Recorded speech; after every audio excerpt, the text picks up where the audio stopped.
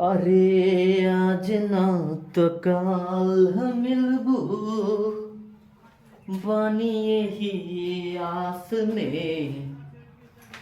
अब प्यार हम करी ले तो से पहले क्लास से। अब प्यार हम करी ले तो से पहले क्लास से। जय हिंद साथियों, मैं निशांत कुमार आप सभी आदमी को आपके अपने YouTube परिवार निशांत कुमार स्टडी सेंटर में बहुत बहुत स्वागत है। जैसे कि आप जानते हैं कि यहाँ पर हम जो आपको बताए थे कि चैप्टर 2 हम लोग सॉल्यूशन कर रहे हैं और इस चैप्टर 2 में आपको पता होना चाहिए कि ये बिलियन चैप्टर है और बिलियन चैप्टर में हम लोग रॉविल के नियम के बारे में बातचीत कर लिए थे और उनकी व्युत्पत्ति की चर्चा किए थे पिछले वीडियो में। इस वीडियो में हम लोग अनुसंख्यिक गुणधर्म पर चर्चा करेंगे जो कि बहुत ज्यादा इंपॉर्टेंट है। आप इमेजिनेशन नहीं कर सकते कि इतनी इंपॉर्टेंट ये हो सकता है और इंपॉर्टेंट के साथ साथ बहुत इजी भी है, बहुत आसान है ना। कैसे आसान है उस पर हम अभी चर्चा करेंगे आपको, है ना। हमको अभी पढ़ना क्या है, अनुसंख्यिक गुणधर्म। आपको छोटी सी एक लाइनें सुनाते हैं, हालांकि कुछ खास नहीं है। वो कहते कि एक लड़की डेली एक गली से जाया करती थी। एक लड़का देखता था और तो उस लड़की को बोलती थी, ऐ पर्दा नसी अपना पर्दा हटा, अपना पर्दा हटा, मेरी मोहब्बत को कबूल कर, अपना जलवा दिखा। खैर वो पैटर्न अलग है, हमारा पैटर्न अलग है, तो इसलिए जो है सो आप चैप्टर 2 बिलियन जो है इस बिलियन पर ध्यान दीजिएगा। क्योंकि देखिए होता क्या है कि मैक्सिमम स्टूडेंट्स करते क्या है कि अभी रेस्ट करेंगे और उनका 10 दिन 15 दिन 1 महीना के शेड्यूल के कारण जो है से ये लास्ट अटेम्प्ट में चले जाते हैं और फिर लास्ट में वो क्रैश कोर्स खोजने लगते हैं। क्रैश कोर्स में आपको घोर के थोड़े ना पिलाया जाए, क्रैश कोर्स उन्हीं के लिए होता है जो ऑलरेडी चैप्टर पढ़े होते हैं। तो आप चैप्टर का रिवीजन रखिए, है ना। और हम आपको कंटिन्यू क्लास भी दे रहे हैं यूट्यूब पर। ऐसा नहीं है कि हम आपको कुछ क्लासेस दे रहे हैं और कुछ क्लासेस नहीं दे रहे हैं। हाँ, ये क्लास इतना आपको जरूर बताया कि आप आराम से आप जो है बेस्ट नंबर ला सकते हैं इसमें, समझे ना। तो आपको जो है इस पर केयर करना है, आपको वीडियो को थोड़ा शेयर करना है, लाइक्स भी करना है। अब अगर यहां पर देखा जाए तो अनुसंख्यिक गुणधर्म है और इस अनुसंख्यिक गुणधर्म की यदि हम लोग चर्चा करें तो हाँ, और ये आपका जो है से वीडियो नंबर 10 होगा, है ना, क्योंकि पार्ट 9 तक हम लोग कर चुके हैं, ये पार्ट 10 है। तो अभी हम लोग सिर्फ और सिर्फ करेंगे किस पर चर्चा, अनुसंख्यिक गुणधर्म पर चर्चा करेंगे। इतनी मस्त चर्चा होगी जिसका आप इमेजिनेशन नहीं कर सकते हैं। देखिए बाबूरे, करना क्या है अनुसंख्यिक गुणधर्म में कि अभी तक हम लोगों ने जो भी चीज पढ़ा वह हमेशा 2 ही बातों पर पढ़ा कि बिल्ले की प्रकृति कैसा है, नेचर ऑफ सॉल्यूट जिसको बोलते हैं। बिल्ले के प्रकृति क्या है और दूसरा विलायक की प्रकृति क्या है। इसी पर पूरे कंसेप्ट की चर्चा हुई है अभी तक बिलियन में। विलायक के प्रकृति क्या है, विलायक के प्रकृति क्या है, हो गया। तो यहां पर ये हो गया आपका बिल्ले की प्रकृति, ये हो गया विलायक की प्रकृति। बिल्ले की प्रकृति को हम लोग नेचर ऑफ सॉल्यूट बोलते हैं, नेचर ऑफ सॉल्यूट बोलते हैं। और विलायक के प्रकृति को हम लोग बोलते हैं nature of solvent, nature of solvent. आप सोच रहे हो कि सर ये क्यों बता रहे हैं, क्योंकि जब तक ये नहीं बताएंगे तब तक जो है से आप अनुसंख्यिक गुणधर्म नहीं समझ सकते हैं, इसलिए ये बताना हमारी मजबूरी है, समझ रहे ना। तो ये जो है से इस 2 बात को आपको याद रखना है कि अभी तक हम लोगों ने जिस चीज के बारे में भी पढ़ा वो सारी चीज जो है वो किस चीज पर निर्भर कर रहा था, तो बिल्ले के प्रकृति और दूसरा कर रहा था विलायक के प्रकृति पर निर्भर कर रहा था, है ना। तो यहाँ पर जो ये बिल्ले की प्रकृति है और विलायक की जो प्रकृति है, इससे ये पता चलता था कि कौन से पदार्थ, किस पदार्थ में कितना बिल्ले है, नहीं बिल्ले है, चाहे हेनरी का नियम हो, रॉवल का नियम हो, मोल प्रभाव हो, हर चीज जो है, या फिर सांद्रण निकालने की विधि हो, हर चीज किस पर निर्भर कर रहा था? तो बिल्ले के प्रकृति पर और विलायक के प्रकृति पर डिपेंड कर रहा था। तो ये बात हो गई। अब मान करके चलिए कि हम आपको यहां पर बताते हैं कि एक डायग्राम बना देते हैं, है ना, एक डायग्राम बना देते हैं यहां पर। इस डायग्राम को में जो है से मान के चलिए कि पानी मिला दिए, पानी मिला दिए। ये जो पानी है, ये जो इस प्रकार का जो डॉट डॉट दिख रहा है, ये इसको हम लोग विलायक बोल रहे हैं। चलिए, विलायक हो गया ये, जिसको आप इंग्लिश में सॉल्वेंट बोलते हैं, सॉल्वेंट, सॉल्वेंट हो गए। और इसमें हम कुछ बिल्ले के कण मिला देते हैं, उसको हम गोलाकार से यहां पर शेप बनाते हैं, गोल आकार का, ये गोल आकार का शेप बना देते हैं। इस गोल आकार का मतलब क्या हुआ कि ये बिल्ले के कण हो गया, ये बिल्ले के कण हो गया। ये इसलिए बना रहे हैं ताकि आपको यहां पर समझ में आ जाए। तो यहां पर ये जो आपको डॉटेड दिख रहा है, ये इस प्रकार से ये विलायक हो गया। और दूसरा का कॉन्सेप्ट जो है, यहां पर जैसे इस प्रकार से जो गोलाकार दिख रहा होगा, इस गोलाकार को जो है तो हम यहां पर इंडिकेट किससे कर रहे हैं? तो बिल्ले से कर रहे हैं। मतलब कि ये गोल आकार वाला जो है वो बिल्ले है, और नॉर्मली जो ये डॉटेड दिखाई दे रहा है ये आपका विलायक है। तो विलायक को इंग्लिश में सॉल्वेंट बोलते हैं और विल्ले को इंग्लिश में सॉल्यूट बोलते हैं, सॉल्यूट बोलते हैं, है ना। हम जो ये वीडियो प्रोवाइड करते हैं तो आप देखिएगा कि प्रत्येक वीडियो में प्रत्येक कंसेप्ट के साथ प्रत्येक कंसेप्ट का नोट्स भी देते हैं, प्रावधान है इसमें, है ना। कहीं से हम ये नहीं शो करना चाहते हैं कि जो बच्चे हमारे पास नहीं है वो हमसे अलग है, सारे हमारे दिल में बसते हैं।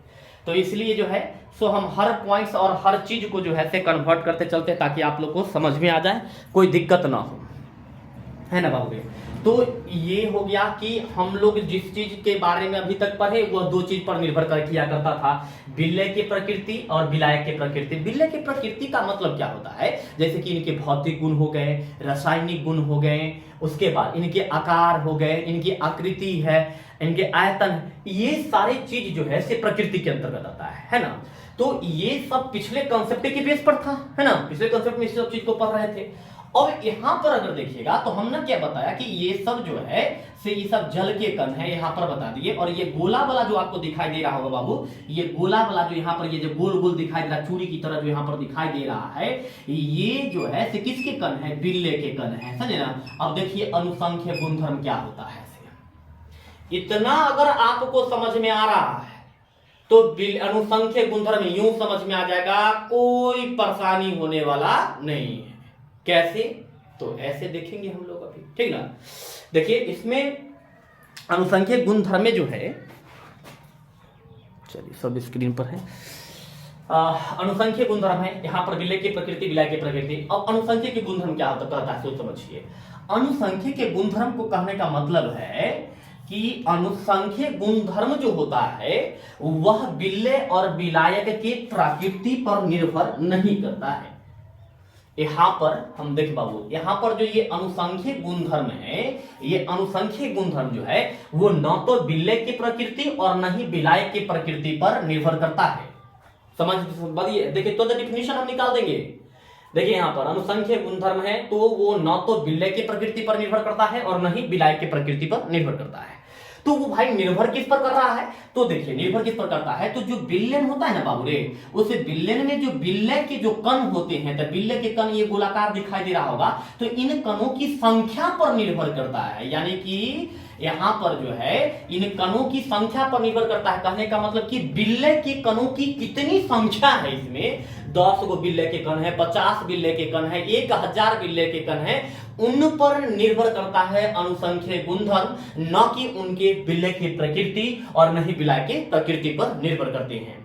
समझ में आ रहा है बात? तो ये जो मैटर आ जाता है कि बिल्ले की ही प्रकृति पर, बिल्ले की संख्या पर जो निर्भर करता है, उसी चीज को हम लोग क्या कहते हैं? अनुसंख्यिक गुणधर्म कहते हैं। अब इसका डेफिनेशन अगर जानना चाहे तो यूं बोल सकते हैं कि बिल्लेन का वह गुण जो बिल्ले और विलायक के प्रकृति पर नहीं, बिलियन में घुले हुए बिल्ले के कणों की संख्या पर निर्भर करती हो उसे अनुसंख्यक गुणधर्म कहते हैं।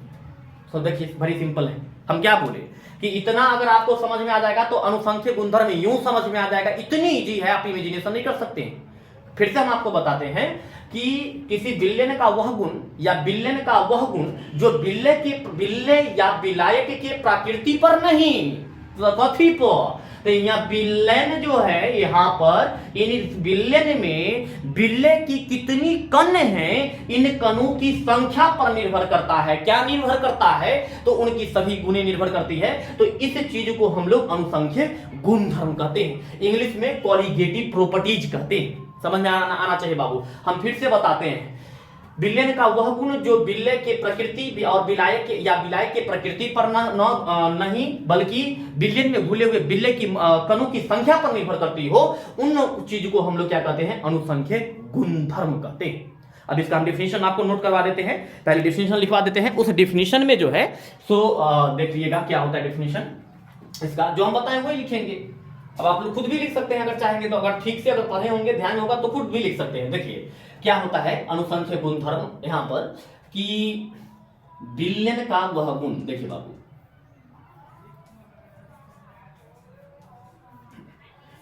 बिल्लियन का वह गुण जो बिल्ले या बिलायक, जो बिल्ले या बिलायक के प्रकृति पर, बिल्लियन का वह गुण जो बिल्ले या बिलायक की प्रकृति पर निर्भर नहीं करता है, निर्भर नहीं करता है, बल्कि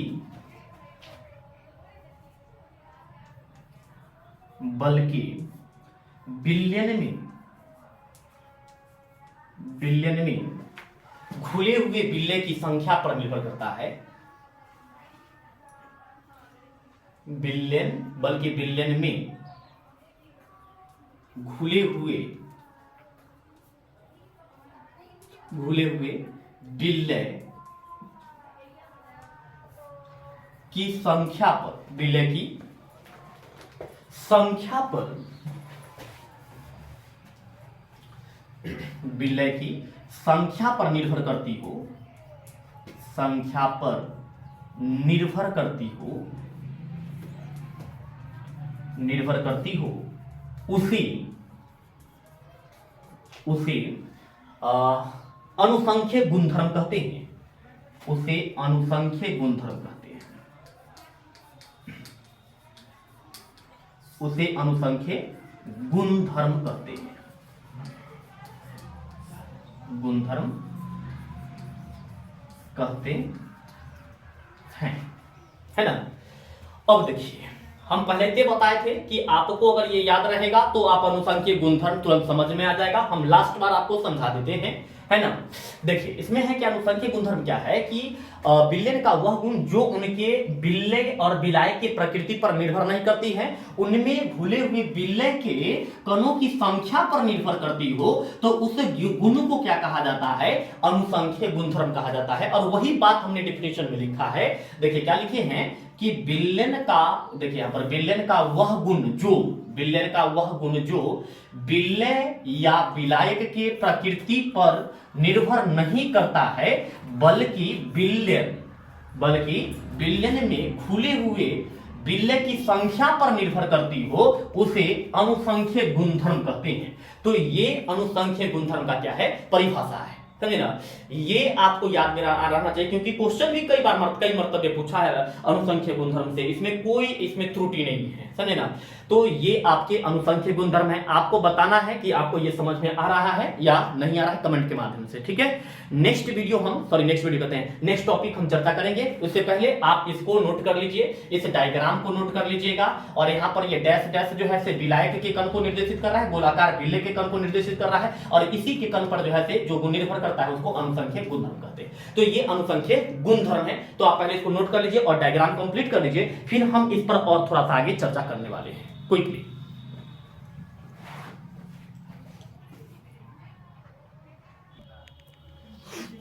चलिए बाबू डायग्रामर जरूर कंप्लीट कर लीजिएगा, डायग्राम नहीं छोड़िएगा, है ना, डायग्राम कंप्लीट कर लीजिएगा। अब हम इसके आगे टॉपिक पर बात करते हैं कि भाई ये अनुसंख्यक गुणधर्म है, तो अनुसंख्यक गुणधर्म कितने होते हैं और वो कौन कौन से अनुसंख्यक गुणधर्म हैं और जिस पर हमें आगे चर्चा करनी है, तो उस चीज को जो है से देखिए आप।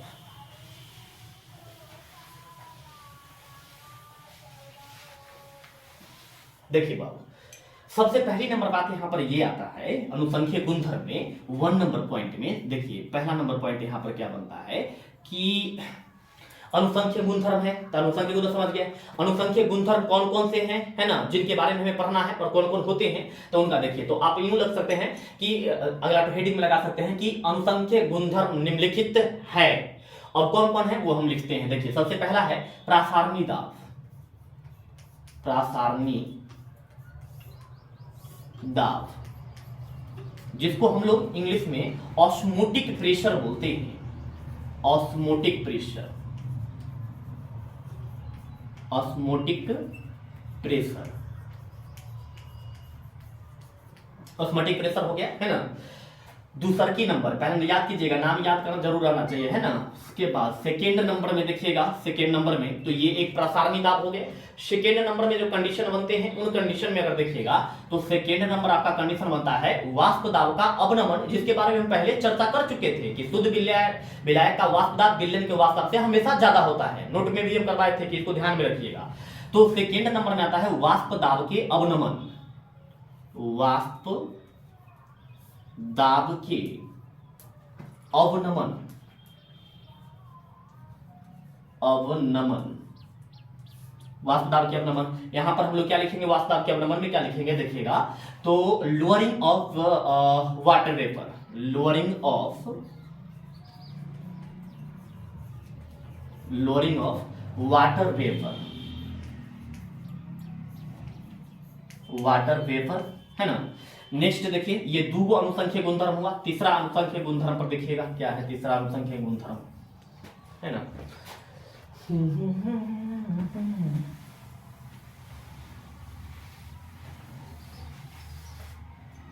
अब देखिए थर्ड नंबर जो पॉइंट है अनुसंख्यक गुणधर्म में वो है क्वथनांक उन्नयन, क्वथनांक उन्नयन, क्वथनांक उन्नयन, जिसको इलिवेशन ऑफ बॉइलिंग पॉइंट बोलते हैं, elevation of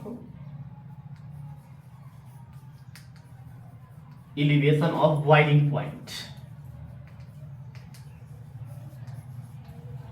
elevation of boiling point हो गया। और चौथा नंबर जो है फोर्थ नंबर पॉइंट देखिए, ये क्वथनांक उन्नयन हो गया है। देखिए नेक्स्ट चौथा नंबर में देखिएगा, चौथा नंबर में जो है वो है आपका क्या, हिमांक अवनमन है, हिमांक अवनमन, हिमांक अवनमन,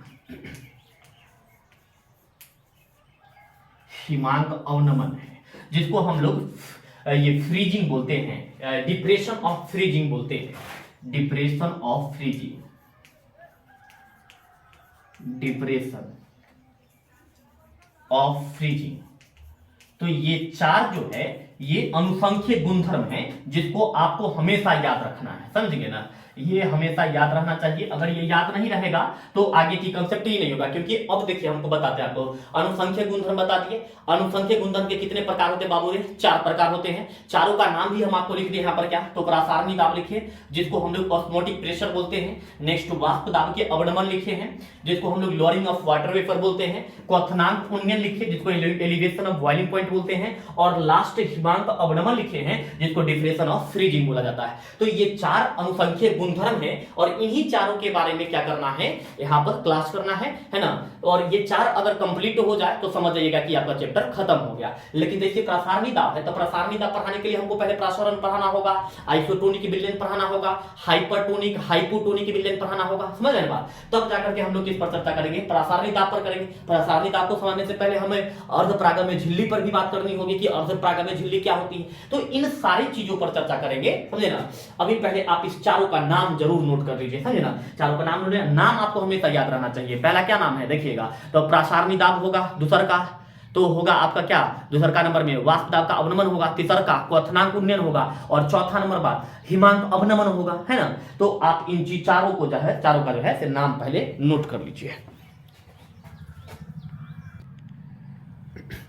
हो गया होगा आपका, यदि ये वाला पॉइंट हो गया होगा तो हम लोग अब जो है प्रत्येक वीडियो में एक एक टॉपिक को लेकर के करेंगे, यानी कि सीधा सीधा अनुमान यह लग रहा है कि प्रसारणी दाब का एक टॉपिक बनने वाला है, वाष्प दाब के अवनमन तो हो सकता है इसी में खींच देंगे क्योंकि ज्यादा बड़ा कुछ है नहीं इसमें।